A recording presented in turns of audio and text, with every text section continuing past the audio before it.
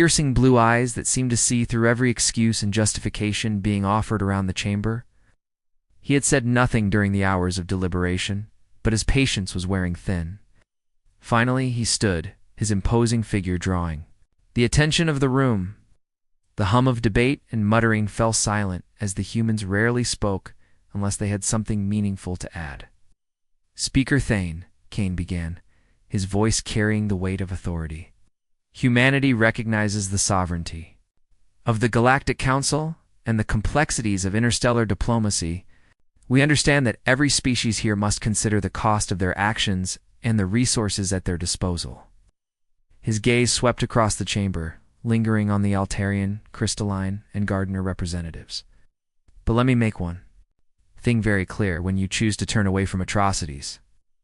When you prioritize convenience over conscience, you are complicit in those crimes." The murmurs started again, but Kane raised a hand, silencing them. "The Valeri are healers, scientists, innocents. Their plea for help was not just a cry for survival, it was a test of our collective morality, and we are failing." Speaker Thane, shifting uncomfortably, addressed Kane. "Ambassador, your words are impassioned, but what does humanity propose? Your fleets are smaller than the Krex. You cannot possibly hope to succeed where others have hesitated." Kane's lips curled into a faint, determined smile. "You're right, Speaker. Don't have a fleet that matches the Krex in size. But humanity doesn't measure strength in numbers." He turned to the human section, where a young officer in a crisp uniform stood and handed him a data tablet. Kane activated the device, projecting a live feed into the chamber's hologram display. It showed the human fleet mobilizing, sleek ships armed with cutting-edge technology. Smaller in number, but brimming with precision and power. "We call this Task Force Aegis," Kane announced. 32 ships, including 3 of our newly commissioned dreadnoughts, the spearhead of our defensive initiatives. They are already en route to Valeri Prime. Gasps and shocked exclamations rippled through the chamber. "You move without the Council's approval?" the Crystalline ambassador asked, her voice a series of harmonic tones tinged with disbelief. "Ain't." Nodded. "We move because it's the right thing to do. The Krex Empire has chosen extermination over diplomacy. And if we wait for a committee to decide on action, the Valeri will already be gone." The Gardener representative, its voice like rustling leaves, spoke. "And what do you expect to gain, Ambassador Kane? Surely humanity knows it cannot stand alone against the Krex Empire." Kane's smile hardened into a grim line. "We don't fight for gain. We fight because someone has to. If that means standing alone, so be it." The chamber fell into uneasy silence. Then, from the Altarian section, a delegate rose. "Ambassador Kane," he said, his forearms folded in what was considered a gesture of respect. "Should humanity fall? In this endeavor, what message shall we send to your homeworlds?" Kane's answer was resolute, his voice unwavering. "Tell them we did what was right." With that, Kane sat, leaving the Galactic Council to their silence and their deliberations. The humans, as always, were prepared to walk a path few others dared to tread. Admiral Ross nodded, his face a mask of determination. "Then let's show them what Earth can do. Begin full fleet mobilization." The command center erupted into action. Orders were relayed across secure channels, and within moments, human ships began moving toward pre-designated rally points. The Terran Federation's navy, while small compared to some galactic empires, was a concentrated force of cutting-edge technology and meticulously trained personnel. Humanity's philosophy had always been quality over quantity, and now that philosophy would be tested like never before. Ross turned to the massive display screen, where the Valeri system glowed faintly in the far reaches of the galaxy. "Get me Captain Morgan aboard the USS Resolute," he ordered. A moment later, the screen shifted to show a woman in her mid-40s. Wearing the crisp uniform of the Terran Navy, Captain Morgan stood on the bridge of her ship, the Resolute, a battleship. Bristling with experimental weaponry and advanced shielding systems, "Admiral," she said, saluting. "Captain, you're leading the fleet into Valeri space," Ross said. We're facing over 200 Krex warships, including their newest dreadnoughts. I want you to coordinate with ground forces to protect the Valeri people at all costs." Morgan's expression was resolute. "Understood, sir. We've been running battle simulations for months. The fleet is ready." Ross's gaze hardened. "Make sure you are. This isn't just about the Valeri. Galaxy is watching. If we fail, humanity will be seen as weak. But if we succeed, we'll prove that we belong here." Morgan nodded. "We won't let you down, sir." The screen went dark, and Ross turned back to his staff. "Deploy the first fleet to engage the Krex forces directly. The second fleet will provide cover for evacuation efforts on Valeri. Prime, get the third fleet into position to disrupt their supply lines." This isn't just a rescue mission, it's a message. The technicians moved with precision, their voices blending into a symphony of controlled chaos. Across the Terran Federation, shipyards emptied, and every available vessel joined the mobilization effort. Battleships, destroyers, carriers, and support craft came together into a formation that few outside humanity had ever imagined. As the fleets launched into faster-than-light travel, Ambassador Kane watched the activity from his private quarters aboard the USS Vanguard. His transmission from the Galactic Council chamber replayed in his mind disbelief, the skepticism, the pity. He clenched his fists, staring out the window at the stars. "They think we're weak," he muttered. "They have no idea what's coming for the Valeri, the galaxy, and humanity's place among the stars. The time for action had come." Bridge crew laughed nervously. Parks didn't blame them. The situation was insane. They were about to enter a war zone in a ship that was never meant for combat. But insanity was something humanity had always thrived on. Across human space, ships of every size and function converged on pre-designated rally points. The site was chaotic, a patchwork fleet of warships, colony vessels, cargo haulers, and asteroid miners, all modified to fight. It was unorthodox, but it was humanity's best chance. Admiral Ross watched the growing armada on the tactical display. Despite their ragtag appearance, these ships represented the ingenuity and determination of humanity. "What's our ETA to Valeri space?" he asked. Captain Willis checked his console. "The first wave will arrive in 36 hours, sir. Remaining vessels will follow within 48 hours. "Good," Ross said, his voice firm. "Begin transmitting battle plans to all ships. Everyone needs to know their role before we arrive." In the Valeri system, the Valeri resistance was all but gone. Their defense satellites had been destroyed, and Krex warships hovered over the burning cities like vultures. Elder Myra watched the destruction from an underground command center. Around her, a handful of Valeri soldiers and civilians worked to coordinate evacuation efforts, though there was little left to save. Mira, one of her aides, called, their voice tinged with despair. "The Krex have begun targeting the refugee convoys." Mira closed her eyes, struggling to maintain her composure. "Order all remaining ships to scatter. If even one makes it out, it will be worth it." Suddenly, a communication officer shouted, "We're receiving a transmission from human space." Mira's eyes snapped open. "Put it through." The screen flickered to life, showing the face of a stern-looking human. "This is Admiral Ross of the Terran Federation. Hold your position, Elder Mira. Help is on the way." The room fell silent as the Valeri processed the message. "But your ships are days away," one of her aides said. Ross's expression didn't waver. "We're closer than you think. Just hold on." The first wave arrives 36 hours later. The Krex fleet detected an incoming WARP signature. Their sensors picked up a single ship, a heavy cruiser, badly damaged. Limping into the system, on board the Retribution, Captain Blake gritted his teeth. "All hands, prepare for combat. Let's give them a show."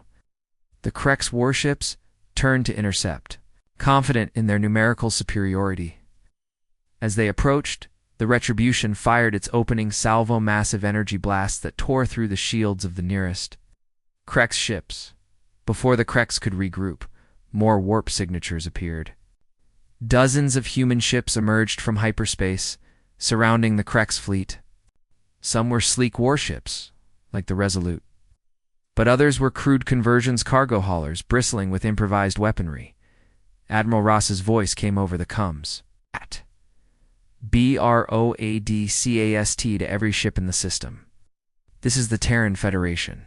Fleet, you are ordered to cease all hostilities and withdraw from Valeri space immediately. The Krex commander sneered. You think your pitiful fleet can stand against the might of the Krex Empire? Ross's reply was cold. You have no idea what you're up against. The battle begins. The battle begins. The human fleet moved with precision. The converted ships acted as shields, drawing fire away from the more advanced warships. Asteroid miners launched kinetic projectiles that smashed through Krex formations, while colony ships provided long-range missile support. The Retribution led the charge, its repaired systems holding just long enough to deliver devastating blows. To the Krex flagship, as the Krex fleet scrambled to respond, the second wave of human ships arrived, nearly doubling the fleet's size. For every Krex warship destroyed, 2 more seemed to take its place.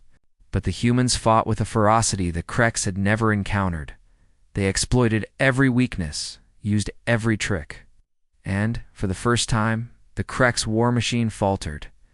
A galaxy watches back at the Galactic Council. Delegates watched the battle unfold through live feeds. What they saw defied their expectations. The humans were outnumbered, outgunned, and fighting with a fleet that looked more like a scrapyard than a military force. Yet they were winning. The sorry representative turned to Ambassador Kane.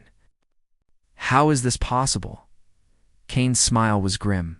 You underestimated us. Everyone always does. Victory after 72 hours of relentless combat, the Krex fleet was shattered. Few remaining warships fled the system, leaving behind wreckage and silence. On the Retribution's bridge, Captain Blake leaned back in his chair, exhausted but triumphant. Mission accomplished, he said softly. Admiral Ross's voice came over the comms. Good work, everyone. Let's get the Valeri people back on their feet, and let's make sure the galaxy never forgets what humanity is capable of. For the first time, the galaxy saw humanity not as laborers or outcasts, but as a force to be reckoned with. The Krex Empire's defeat was more than a victory, it was a message. Humanity had arrived. His voice carried across the bridge, steady and resolute. They don't know what it's like to face people who don't quit, who don't run, and who don't accept defeat. Let's teach them. The Retribution's engines roared to life, the ship surging forward into the void. Across the fleet, similar scenes played out. Crews braced themselves, prepared to face impossible odds. Engineers double-checked systems, medics stocked their supplies, and captains gave final speeches to their teams. The Krex encountered the Krex Empire's fleet waited like a wall of death above Valeri Prime. Their ships looming ominously over the burning planet were confident, assured of their victory. The Valeri resistance had been all but crushed, and they had no reason to believe the humans would pose any significant threat. When the first human ships appeared on their sensors, the Krex commanders scoffed. A mere 237 vessels. It was laughable compared to their armada of over 200 warships, but their confidence wavered as the human fleet emerged from hyperspace in perfect formation. Instead of attacking immediately, the human ships spread out, each taking a calculated position in the system. The Krex couldn't tell if it was caution or strategy. How it unsettled them. The humans broadcast a single message to the Krex Empire: withdraw now or face annihilation. The Krex commander sneered. Fools, you've come to your deaths. A different kind of Wartha battle began with a ferocity that stunned even the Krex. Human ships moved with precision. Targeting weaknesses in the Krex formation, the Indomitable led the charge. Its massive cannons firing energy blasts that tore through shields and hulls alike. Converted civilian ships fought with surprising efficiency. Mining lasers turned into weapons of war melted through Krex armor. Cargo haulers outfitted with missile pods unleashed salvos that overwhelmed enemy defenses. Even research vessels, bristling with makeshift railguns, inflicted devastating damage. Human ships were hit, some destroyed outright, but their crews adapted quickly. Damage control teams worked miracles under fire, and retreating ships fell back into defensive positions, protecting the fleet's more vulnerable vessels. The Mercy, once a luxury liner, became a lifeline. Its medical teams worked around the clock, treating the wounded and transferring survivors from damaged ships. Dr. Hayes coordinated operations with a precision that turned chaos into efficiency. The Kreks are redirecting fire towards support ships, the tactical officer called out. Deploy countermeasures, Hayes ordered. And remind everyone this ship may not have weapons, but we're not defenseless. Absorbed blast after blast, buying precious time for the rest of the fleet. Turning the tide what the Kreks hadn't accounted for was humanity's adaptability. Every human ship fought as if it were the last line of defense, and every human crew member was willing to make the ultimate sacrifice. As the battle raged on, human commanders exploited every weakness. Captain Blake used asteroid fields to ambush Krek squadrons, converted freighters, rammed enemy ships, detonating their cargo holds in devastating explosions. The Krek's fleet began to falter. For every human ship lost, 5 Krek's vessels were destroyed. Their numerical advantage was meaningless against the humans. Relentless tactics and unyielding will. By the end of the second day, the Krek's flagship was surrounded. The Indomitable led the final assault, its weapons tearing through the dreadnought's massive hull. The Krek's commander's last words were broadcast across the system. This ... cannot be. Aftermath as the wreckage of the Krek's fleet drifted through space. The surviving Valeri emerged from hiding. Human ships landed on Valeri Prime and its colonies, bringing supplies, medical aid, and hope. Elder Mira met Admiral Ross on the surface of Valeri Prime, her eyes filled with gratitude.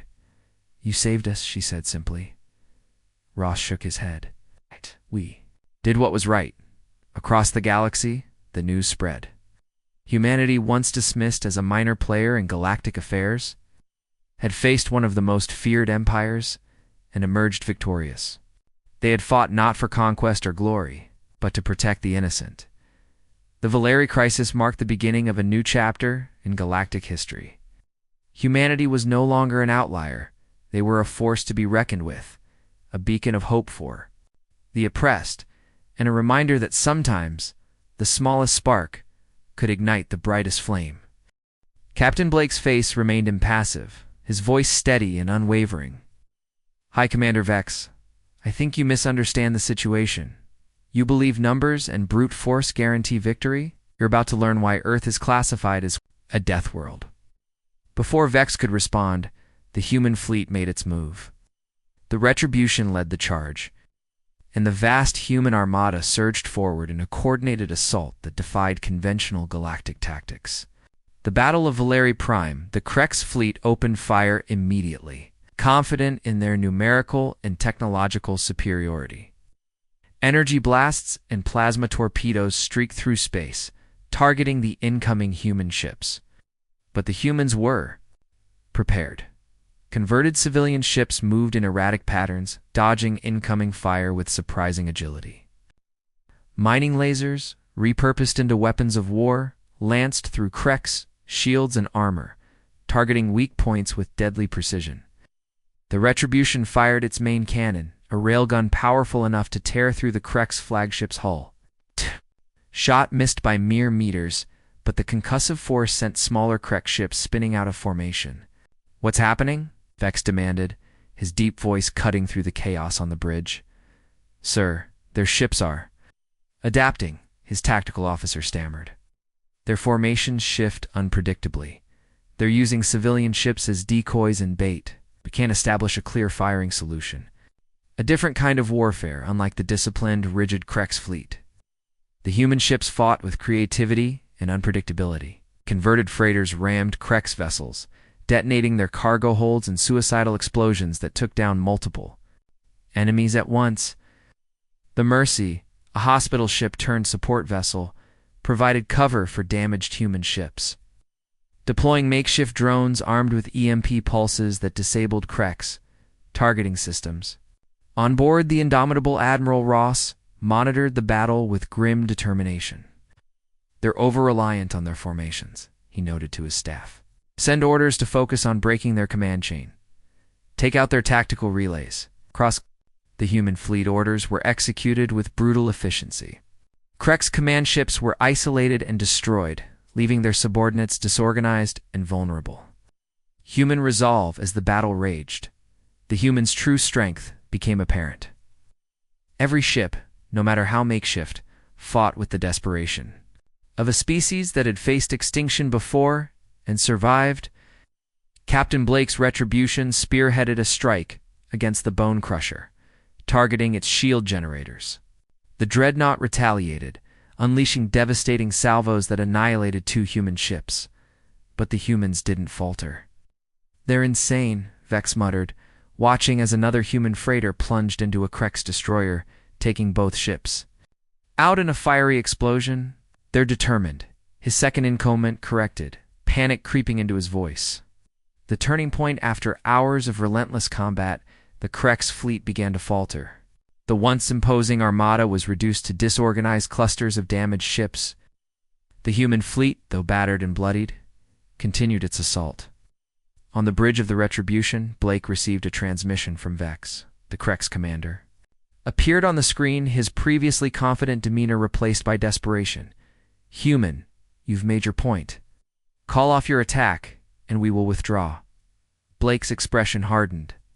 "You didn't offer mercy to the Valeri. Didn't offer surrender to the civilians you slaughtered. Now you'll face the consequences of your actions." The transmission ended, and the Retribution fired its railgun one final time. The projectile struck the Bone Crusher's main reactor, obliterating the flagship in a cataclysmic explosion. Victory and aftermath. When the battle ended, only a handful of Krek's ships managed to flee the system. The rest were destroyed or disabled, leaving Valeri space littered with the wreckage of the once mighty Krek's fleet. Human ships began rescue operations immediately, landing on Valeri Prime to deliver medical aid and evacuate survivors. Elder Mira, the Valeri leader, met Captain Blake as his crew unloaded supplies. "You saved us," she said, her voice trembling with emotion. "We thought no one would come," Blake nodded, exhaustion etched into his face. "We don't abandon those in need." The victory at Valeri Prime sent shockwaves across the galaxy. Humanity, once dismissed as a minor power, had faced one of the galaxy's strongest empires and emerged victorious. The Krek's empire, now weakened and humiliated, would never again underestimate the will of humanity.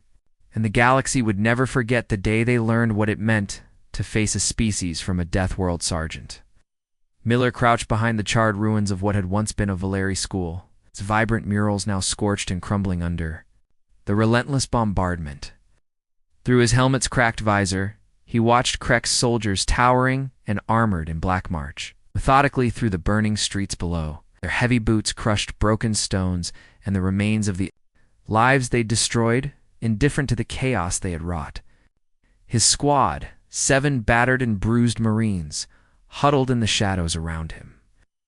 They had landed amidst the Krek's bombardment, their drop pods scattering them across the war-torn city like seeds of resistance.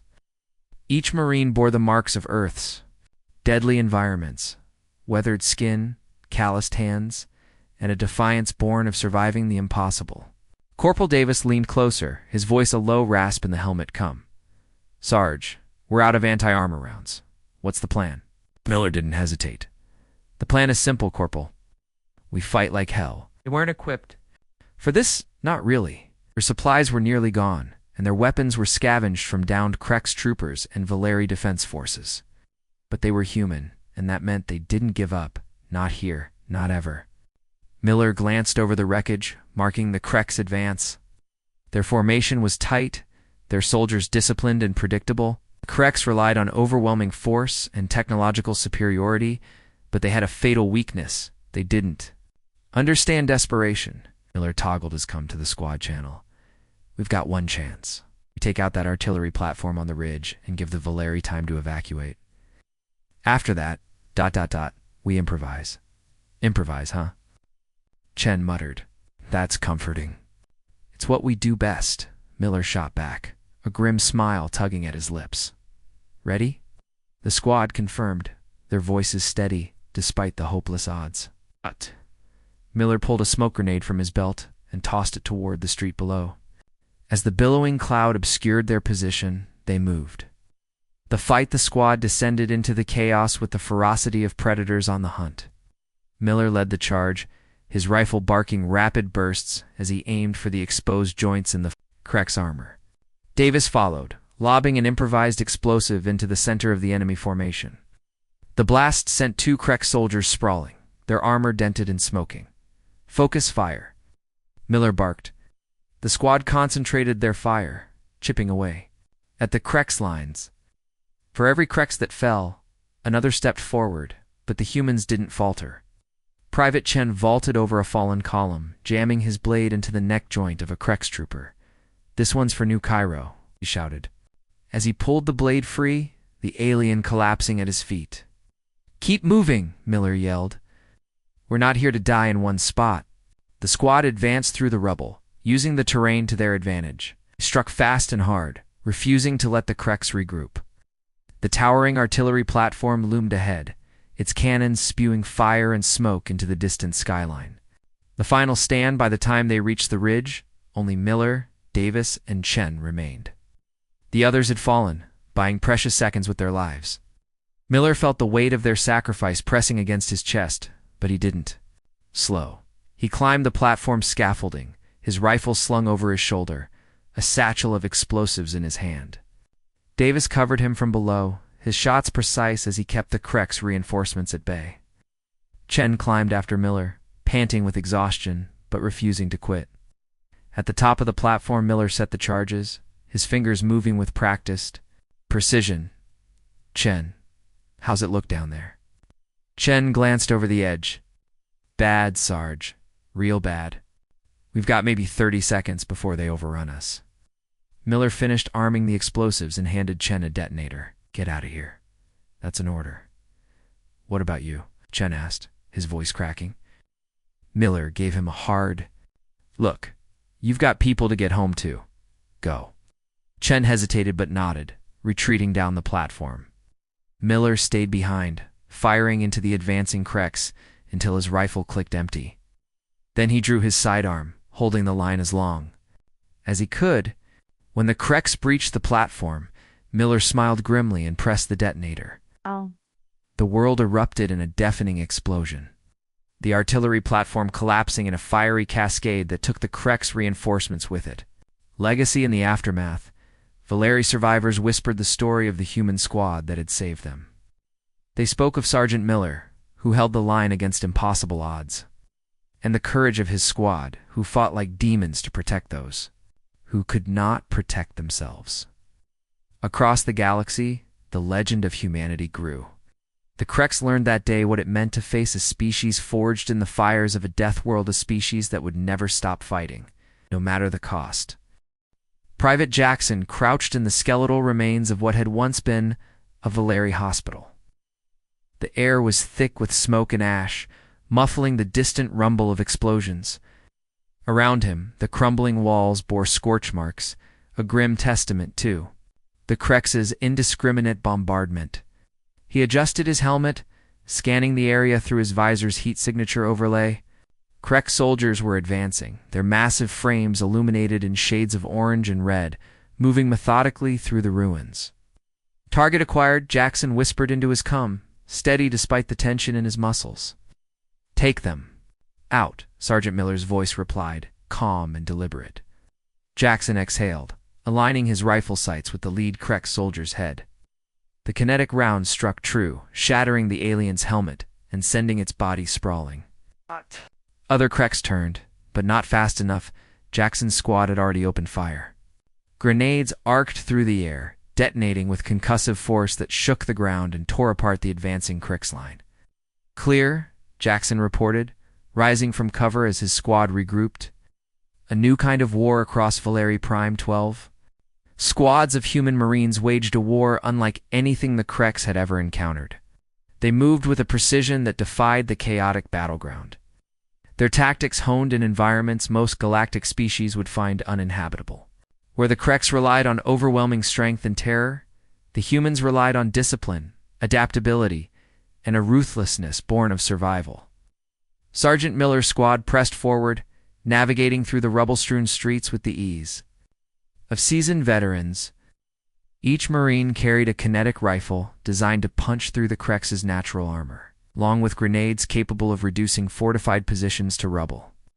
Their gear was practical, unadorned, and built for function over aesthetics, a sharp contrast to the Krex's intimidating yet cumbersome war machines. As they approached a Krex stronghold, a once vibrant marketplace now repurposed into a makeshift fortress, Miller signaled for his squad to halt. "Lieutenant Hayes," he said into his comm, "we're at Objective Delta. What's the status on air support?" "En route," Hayes replied. "Ita, 5 minutes. Hold position." Miller surveyed the stronghold. Krex soldiers manned heavy turrets, their armor gleaming in the dim light. Civilians were huddled in makeshift cages, their fear palpable even from a distance. Miller clenched his jaw. "We're not waiting. Jackson Davis, you're with me. Parker, cover our 6. A ruthless efficiency, the squad moved like shadows, slipping through gaps in the Krex perimeter. Miller raised his hand, signaling Jackson to flank left while he and Davis approached the main entrance. The Krex guards barely had time to react before Miller's rifle barked, dropping them in quick succession. Davis lobbed a grenade into the turret emplacement, silencing it in a fiery explosion. Jackson breached a side door, his rifle sweeping the room in practiced arcs.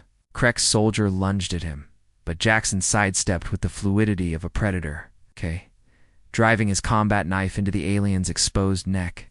The soldier collapsed, gurgling as Jackson retrieved his blade and continued forward. The civilians stared in stunned silence as Miller's squad eliminated the remaining Krex with ruthless efficiency. Miller approached the cages, his voice calm but firm. "You're safe now. Stay here until we give the all clear." Turning the tide by the time air support arrived, the human Marines had already neutralized most of the Krex forces in the sector. The skies roared as converted cargo ships, now bristling with weaponry, descended to provide cover. Krex vehicles and reinforcements were obliterated in precise strikes, the humans coordinating their ground and air assaults with seamless precision. Miller stood atop the marketplace's central structure, surveying the battlefield. Smoke rose in thick plumes, mingling with the acrid scent of burning metal. Below him, his squad secured the area, ensuring no Krex reinforcements could retake the position. "Command," Miller said into his comm, "Objective Delta is secure. Civilians are safe." "Roger that, Sergeant," came the reply. "Proceed to Objective Echo. Time is critical." Miller nodded, turning to his squad. "We're not done yet. Move out. The endgame." As the Marines advanced through the city, the Krex began to falter. Their disciplined formations devolved into chaos under the relentless human assault. For every human that fell, 10 Krex soldiers were cut down. Krex commander, High General Vors, watched from his command center, his confidence replaced with unease. "These humans," Vors muttered, his claws tapping nervously against the console. "They fight like demons." By the end of the day, the Krex occupation of Valeri Prime had been shattered. The humans didn't just liberate the city, they dismantled the Krex's aura of invincibility. For the first time in their history, the Krex retreated, their forces broken and humiliated. A new reputation, the Galactic Council would later debate the morality of humanity's methods, their ruthlessness sparking both admiration and fear. But among the Valari, the humans were hailed as saviors. Across the galaxy, a new truth began to take shape. When humanity answered a call for help, they didn't just bring aid. They brought the full force of a species born on a death world, a species that didn't know how to quit. Private Jackson adjusted his scope, the crosshairs settling on a Krex commander's head.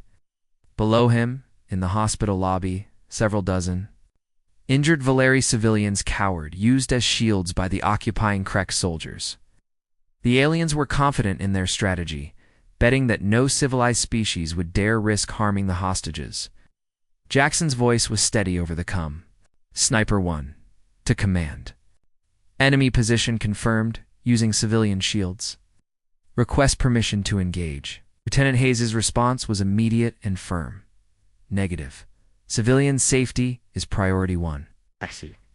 Sealed. Recalibrating his aim. Accounted for humans, a species that had honed precision warfare to an art form. The shot came from 800 meters away, threading a gap between two hostages no wider than the bullet itself. The Krex commander's head snapped back, the room erupting into chaos. Before the other soldiers could react, two more shots rang out, each finding its mark. The remaining Krex flailed in panic, firing blindly as they struggled to locate their attacker. Jackson's position was one they never would have expected, hanging upside down from the ruins of a collapsed building, stabilized by advanced equipment compensating for gravity and wind. Hospital secured, Jackson reported, already moving. To a new position, all civilians safe. Combat under chaos inside the hospital. Elder Tam, a Valeri doctor, watched the human Marines move with the precision of surgical instruments. Each room was cleared methodically, Krex soldiers eliminated without so much as a scratch to the Valeri patients. How? Elder Tam asked Sergeant Miller as the Marine finished bandaging a child's injured arm. How can you act with such precision amidst this chaos? Miller glanced up, his hands still working. We train in worse conditions every day.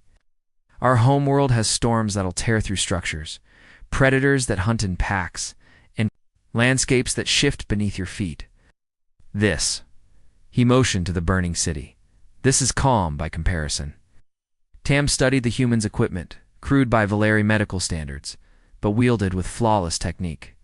Watching Miller stabilize a critically injured civilian while soldiers fought mere meters away, Tam realized he was witnessing a level of trauma response his people had never imagined. Your medicine, Tam said, shaking his head in disbelief.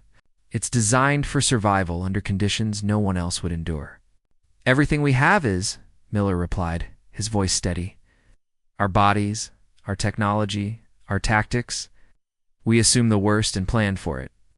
Underground offensive across Valeri Prime, this story repeated itself.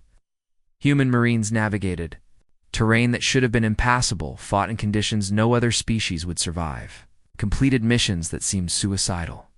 In the city's government complex, Captain Ross led his company through a labyrinth of underground maintenance tunnels. The Krex had fortified their command center in the deepest levels, confident that the maze-like structure was impenetrable. Movement ahead, whispered privately the point scout. Ross raised a fist, halting the column of Marines. His night vision optics revealed Krex soldiers guarding a blast door, their positions expertly layered for defense. Ross didn't hesitate. Charges set? He asked the demolitions expert. Ready, sir, came the reply. Execute. The explosion shredded the door, and before the smoke cleared, the Marines surged forward. They moved with the precision of a scalpel, weapons optimized for the close-quarters combat of tight corridors. The Krex defenders, expecting a slow and methodical assault, were overwhelmed by the speed and adaptability of the human strike. The Marines emerged from impossible angles, some from ceiling vents, others through hidden side passages. The Krex, disoriented and panicked, found themselves facing enemies who seemed to know the terrain better than they did. Turning the tide, the Krex defenders fell back, their confidence shattered. What should have been a slaughter was becoming a rout. Sergeant Miller's squad breached the final command room, subduing the Krex officers without hesitation. Ross stood amidst the wreckage, surveying the aftermath. Command, this is Ross, he said into his com. Command center secured. Enemy forces neutralized. Civilians safe. The Galactic Council, long accustomed to balance and compromise, faced a new paradigm. When the Krex Empire launched its campaign of extermination against the Valeri worlds, humanity responded with an unprecedented mobilization. Military, and every segment of their society united in a singular cause. What began as a desperate plea from a peaceful people became a defining moment in galactic history. Humanity's intervention was not for profit or politics, but for principle. Their total war against the Krex showed that some crimes demand more than diplomacy, they demand justice. Humanity left the Valeri liberated, their cities in ruins, but their people alive, asking nothing in return. The Krex Empire, which had terrorized The galaxy, for centuries, ceased to exist. The galaxy now understands. 2 humans. Survival is second nature, justice is non-negotiable, and genocide is a line that must never be crossed.